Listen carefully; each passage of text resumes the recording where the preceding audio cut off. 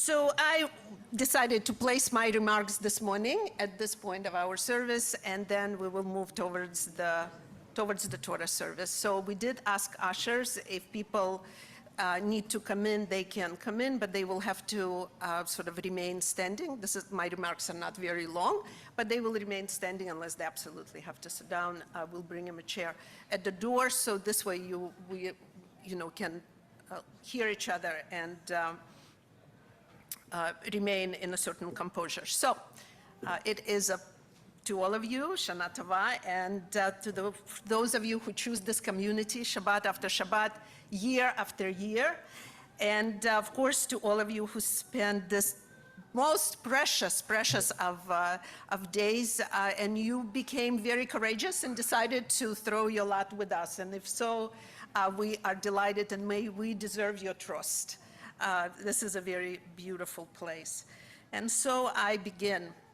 I open the door of my home and inhale the familiar welcoming scent of Shabbat, of my own cooking.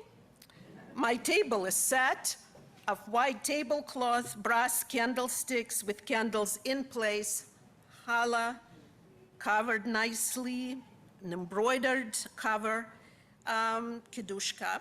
I prepared it all before we got in the car to take David, my son, whom you know, many of you know well, to his first year of university. I prepared it all before we got in the car to take him, and up to the point of returning and opening the door, my shoulders were extremely tight, and I feel finally there is a bit of a relief, and I begin to be, I'm just a tiny bit more relaxed. I don't even know what I feel at the moment, and most of the ride home from Waterloo, I was silent.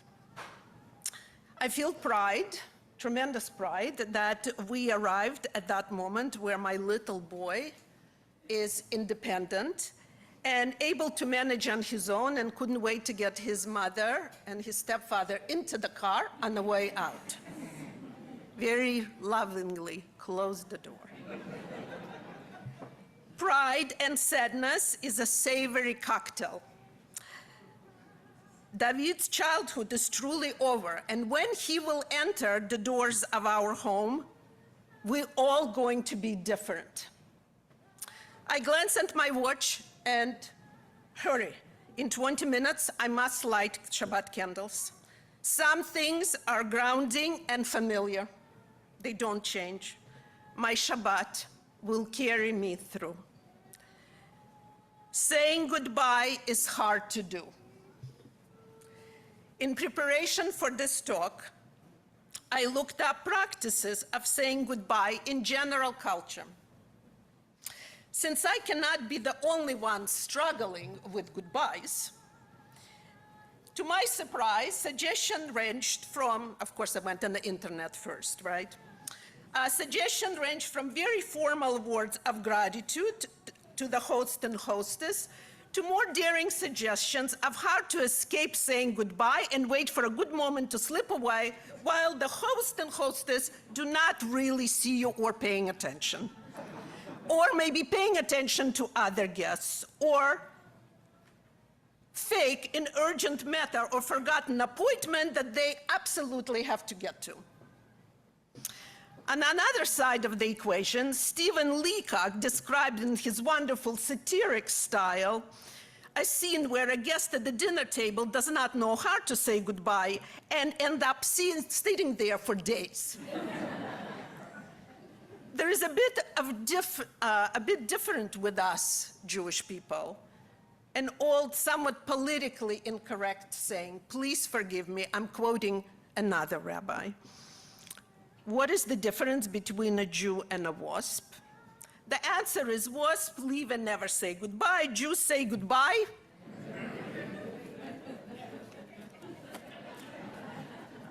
Remember your hallway?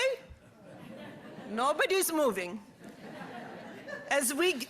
You're beginning to feel you're going to feed them again. I mean, as we gathered in these high holidays, we enter a season of reflection on beginnings, endings, and memory. Most of you know, and those who do not, Nearly after 25 years of service to this community, I will be retiring in June 2026. Saying goodbye is hard to do. And as I prepare to retire during these upcoming months, I find myself thinking deeply about what it means to say goodbye. Goodbyes in our Jewish tradition are never hurried and never simple. As it should be, it is a process. Let's explore, let's learn for just a moment, a holiday of Sukkot and Shmini Atzeret. We begin with Sukkot, a festival of impermanence. Sukkah is an ultimate symbol of fragility, but paired by the commandment to build a sukkah, to rejoice, to host, and even sleep in this very fragile shelter. After a week of these festivals, our prayers at the end of the festival express a bittersweet feeling of leaving this shelter. Therefore, our tradition ends our experience in the sukkah with a blessing. יהי רצון מלפניך, אדוני אלוהינו ואלוהי אבותינו ואמותינו, כשם שקיימתי וישבתי בסוכה זו, כן אזכה לשנה הבאה ליושב. May it be your will, our God, God of our fathers, and I add our mothers, the same that I can fulfill this commandment this year, that I will be able to fulfill this commandment next year as well. Even as we leave, we plant a seed of return. Even when joy must end, the ritual of departure reminds us that the memory and lessons of the festival will endure. A great simcha is not, a celebration is not measured by how long the guests stay, but how long they can take to say goodbye. And so it is with the day of after Sukkot. It is mentioned in the Torah at least 3 times, Vayikra, Bamidbar, Dvarim, Leviticus, Numbers, and Deuteronomy. And each time it says that on the 8th day we are to have Atzeret. But what does it mean exactly? Atzeret is usually translated as assembly, but literally means stopping. Sorry, I just lost my place. Stopping. That's why you shout Atzor when you want to get off the bus in Israel. Rashi, however, teaches us that Atzeret is a long goodbye. There is something profoundly Jewish about the lingering. We do not rush departure. We stay, we reflect. We cherish the final moments. Our Torah does not explain the meaning of this additional day of celebration, but our sages creatively address that the holiday that lasts 7 days is hard to let go of. So Rashi comments that even God has a hard time to say goodbye, for God says, stay with me for just 1 more day. Shmini Atzeret is a day of remaining, and since the holiday is filled with celebration, hosting, and friends as festivity, intimacy is lost in the 7 days of Sukkot. But one last day captured a special moment when the guests can remain and stay for a bit longer. It is a bit like a brunch for out-of-town guests after a wedding or after a bar mitzvah. The remaining guests, the hardcore, of all you have get together, and usually for brunch, bagels and so forth, and reminiscent of all they have been through. We recall where our relationship began, what family members were present, where it took place, and how far it had progressed. So may I reflect. Where had our relationship begun? In the basement of Hove Street. We recall beginning of this beautiful home, building it together at 864 Shepherd, where you are right now. We wonder at the growth of this community. We grew it. Our commitment to the Jewish people, and particularly to the next generation of Darchei Noam, had been our family's priority. We laughed together. We cried together.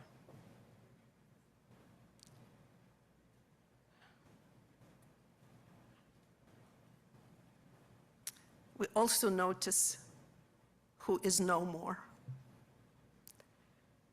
We make plans. Oh, yes, we do. We make plans to see each other together again, later, but certainly together. It is hard to say goodbye. Our difficulty with departing has helped our Jewish people to survive, because we can't say goodbye. We held on to our traditions, and sometimes for way too long, but we did, through generations of persecution.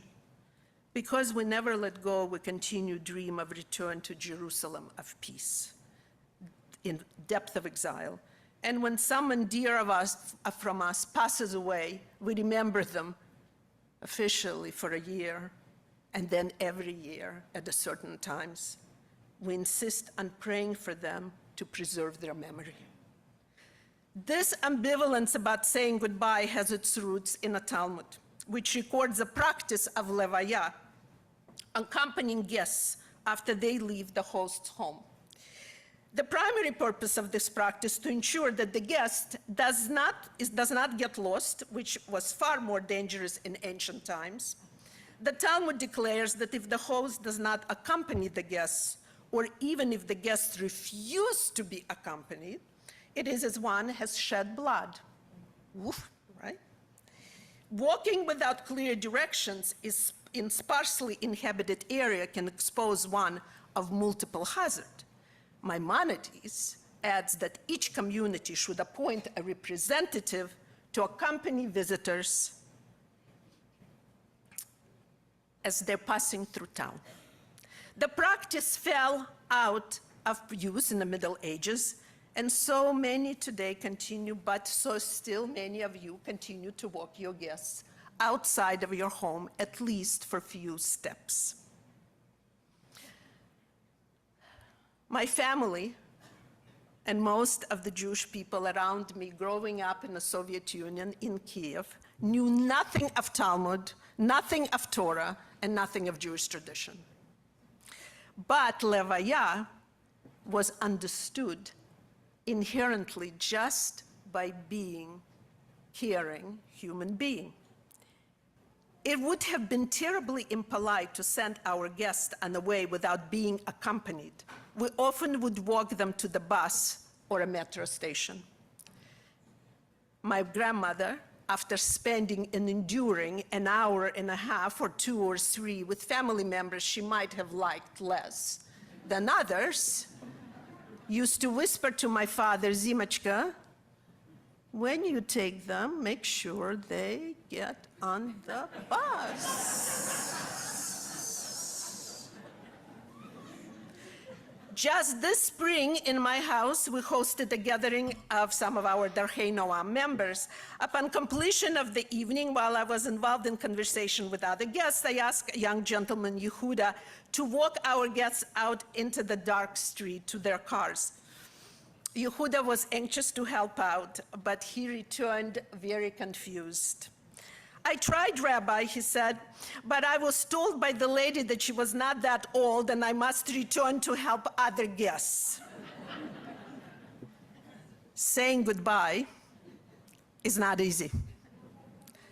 Our rabbis speak about saying goodbye in brachot in a Talmud. Masechet, it's a volume of Talmud, teaching that one should only leave another with the words of our tradition, with a little teaching. You don't just walk out with a little kiss. You have to give something, some spiritual, intellectual sustenance.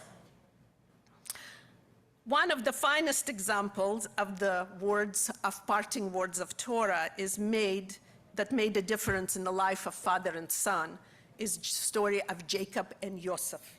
In the book of Genesis, Joseph is sold into slavery.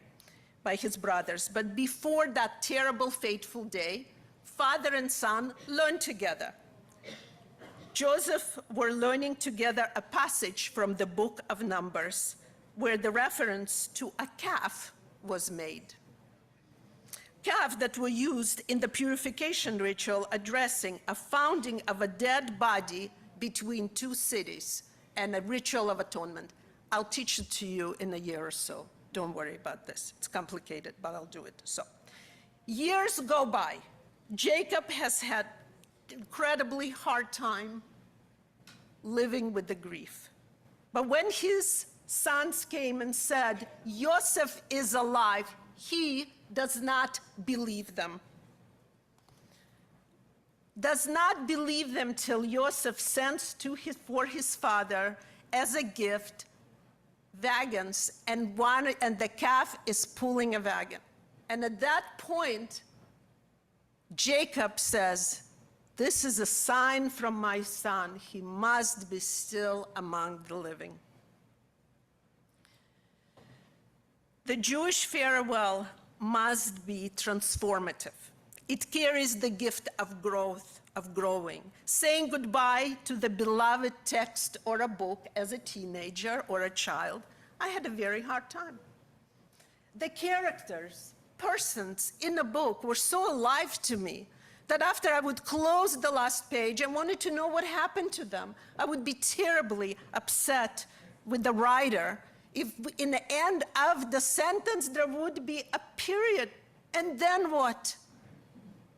What will I do? In my mind and soul, they were still talking.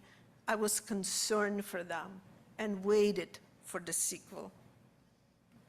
Or now we have prequels, but that's Netflix. Hadran in Aramaic literally means we return, or it can be translated as glory. It's another way to translate. And it's a short prayer recited upon the completion of study of tractate of Talmud or Seder Mishnah. It is also the name of the scholarly discourse delivered at the completion of studying a particular text. It's a ceremony celebrating. The words of this prayer delighted me. I wasn't familiar with it and struck me as whimsical, creative, and incredibly daring. Hadran elayich masechet brachot vechadrach elav. Da'atan elayich masechet brachot velo nitnashe minach veda'atach elav. We will return to you the volume, the section, masechet of brachot, and you will return to us. Our mind is on you, this extraordinary book, and your mind is on us. We will not forget you, Masechet Brachot, and you will not forget us, not in this world and not in the world to come. Since to learn is considered one of the highest mitzvot, a great thing, tradition of Talmud is glorious, only our tradition, when studied by Jewish people. We therefore declare the completion of tractate that our glory is on you and your glory is on us, because without our tradition we would be impoverished and this beautiful space would be empty. This year, I will finish nearly 25 years of serving our community. For a quarter of a century, I was immersed in learning.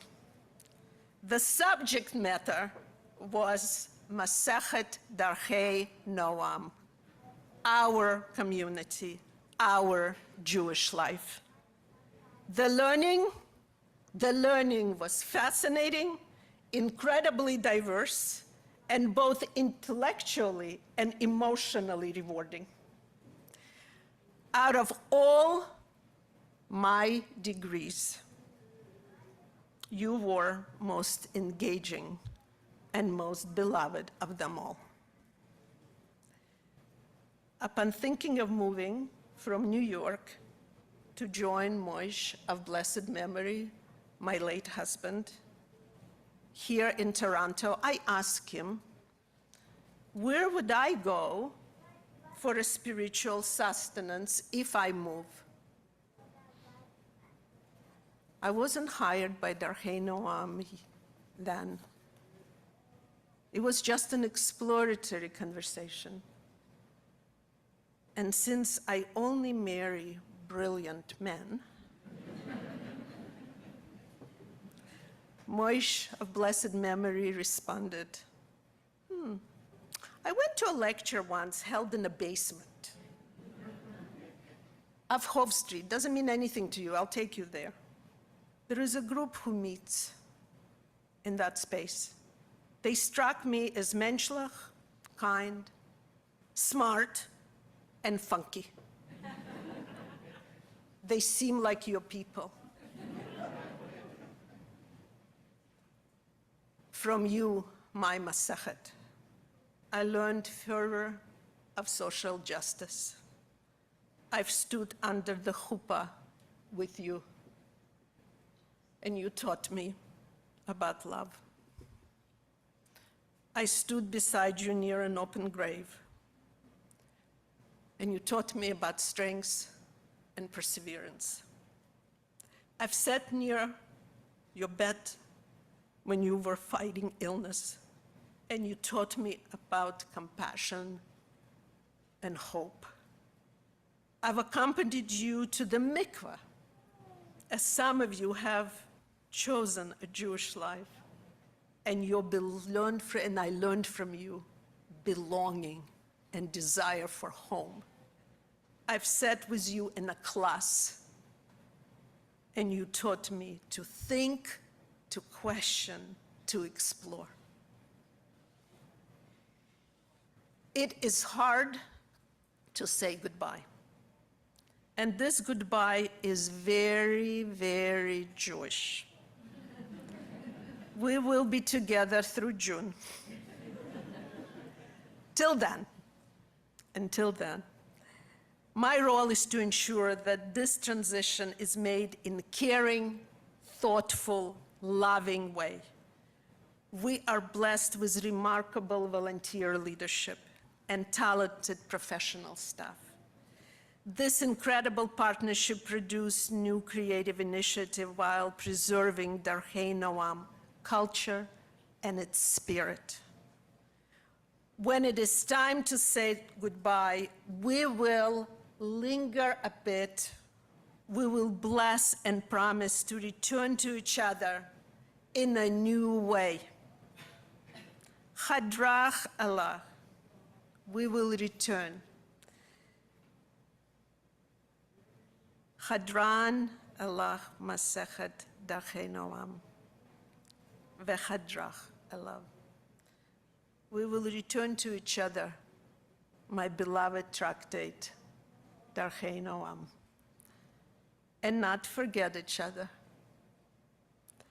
Not in this world, and not in the world, yet that we will build.